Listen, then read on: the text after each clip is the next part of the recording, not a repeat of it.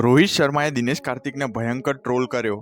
જી હા મિત્રો, ગઈકાલે હતી આરસીબી વર્સેસ એમઆઈની મેચ અને એમઆઈએ આરસીબી પર પ્રભુત્વ જમાયું અને એક શાનદાર જીત મેળવી। પરંતુ આરસીબી તરફથી એક ખેલાડી જરૂર ઊભા રહ્યા ટીમ માટે, તે હતા દિનેશ કાર્તિક। તેમણે બહુ જ શાનદાર ધમાકેદાર અર્ધસદી મારી, મતલબ કે બહુ જ સારી એવી રીતે સમાપ્ત કર્યું ઇનિંગ્સને। તો જ્યારે તે બહુ જ સારી બેટિંગ કરી રહ્યા હતા તો ત્યારે રોહિત શર્મા તેમની પાસે આવીને બોલવા લાગ્યા કે વર્લ્ડ કપના સિલેક્શન માટે દબાણ કરવું પડશે, શાબાશ। પછી તાળી પાડતા પાડતા બોલ્યા, દિમાગમાં ચાલી રહ્યું છે આનું, શાબાશ। અને ખરેખર યાર, વર્લ્ડ કપ થી પહેલા દિનેશ કાર્તિક અચાનક ફોર્મમાં આવી જાય છે। છેલ્લા T20 વર્લ્ડ કપ પહેલા પણ તેમણે IPL નું સપનું જોયું હતું, જેના કારણે તે ટીમમાં આવ્યા હતા, પણ આ વખતે તેમની શક્યતાઓ ઘણી ઓછી જણાય છે। પણ હા, તમારો શું મંતવ્ય છે કે દિનેશ કાર્તિકને લઈને? વિડીયોને લાઈક કરી મને કમેન્ટ્સમાં જરૂર જણાવશો।